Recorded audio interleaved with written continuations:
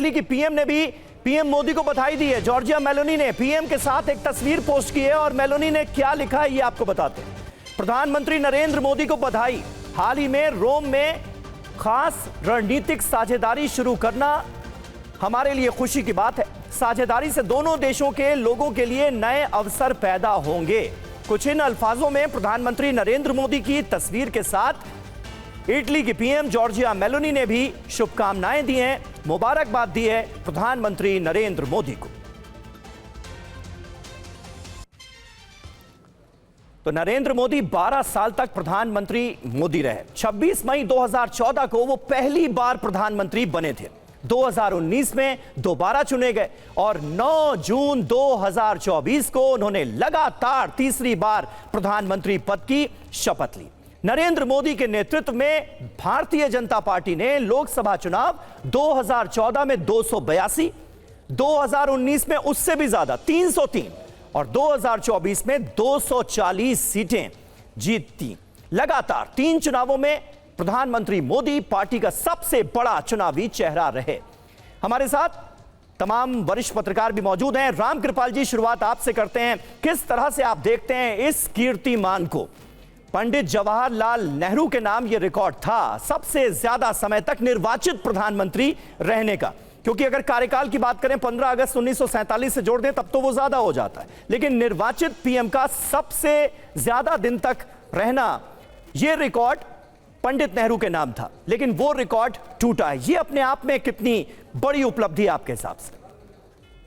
मैं निश्चित तौर पर आज जो भी बीजेपी के लोग हों या देश की जनता अगर इसको उपलब्धि समझ रही है तो इसमें कोई दो राय नहीं है, सबके अपने मन होते हैं। लेकिन मेरा जो मोदी जी को जहाँ तक मैं समझ पाया हूँ, पढ़ पाया हूँ, मोदी जी हमेशा एक चीज़ को ध्यान रखते हैं कि उपलब्धियों का उत्सव मनाने में कहीं हम आने वाली चुनौतियाँ भूल न जाएं। इसलिए उत्सव कम और आने वाले जो चुनौतियाँ हैं, आप सोचिए कि अभी 2026 में अभी 21 साल हैं। आज भी मोदी जी जो भी होगा मैं नहीं जानता हूँ, लेकिन निश्चित तौर पर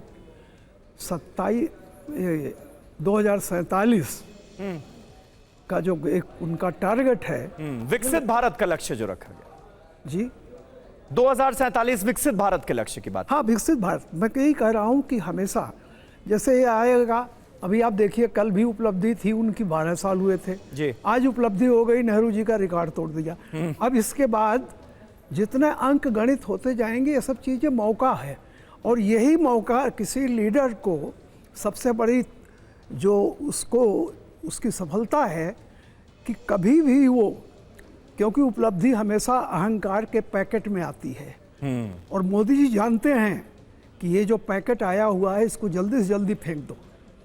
तो वो अच्छी तरह से कोई भी ऐसा मौका है नहीं है जिसको उस मौके को भविष्य की चुनौतियां और उससे निपटने के लिए और अपनी विचारधारा या जैसे भी जो चीज़ है वो, और जो मोदी जी का आज उपलब्धि का जो लोग करेंगे उनके पूरे संघर्षों का, हर उपलब्धि के पीछे एक लंबे संघर्ष का इतिहास होता है और यही दिक्कत होती है कि कहीं लंबा संघर्ष भुला न दिया जाए। मोदी जी वो पर्सनालिटी हैं जिन पर शायद मैं नहीं समझता दुनिया का कोई भी ऐसा नेता होगा, मुख्यमंत्री होगा, जिस पर 10 वर्षों तक इस देश के, जिसको कहते हैं ना मासेस और क्लासेस, इस देश के इंटेलेक्चुअल्स ने, इस देश के तमाम इरेस्पेक्टिव ऑफ द, चाहे विपक्ष हो चाहे कांग्रेस पार्टी रही हो, किसने नहीं अटैक किया। इवन अटल बिहारी वाजपेयी जी को एक कह देना पड़ा कि मुख्यमंत्री को राजधर्म निभाना चाहिए, याद कीजिए जी। और ये जो 10 साल का लगातार हमला, उसने एक बात तो इस मासेस के भीतर इस्टेब्लिश कर दी कि जनसंघ ने जब शुरू में जिस आदर्श और जब सारी चीज़ों को लेकर के, याद आपको जनसंघ सन 65 के आसपास हर घर पे उसका एक नारा होता था, हर हाथ को काम, हर खेत को पानी, जी घर घर में दीपक, जनसंघ की निशानी। तो ये जो एक बिना कहे आज़ादी से लेके आज तक, चाहे वो अपोजिशन की कोई भी पार्टी हो, इवन इंक्लूडिंग बीजेपी खुद इस बात से कन्विंस हो गए थे कि बिना सॉफ्ट सोशलिज्म को लिए, बिना समझौता किए बीजेपी अपने बूते सफल नहीं हो सकती। तो आडवाणी जी ने कहा भी था, हमको जहां पहुंचना था पहुंच चुके हैं, अब हमें दूसरों से, इसलिए कोर इशू को नीचे डाल दीजिए।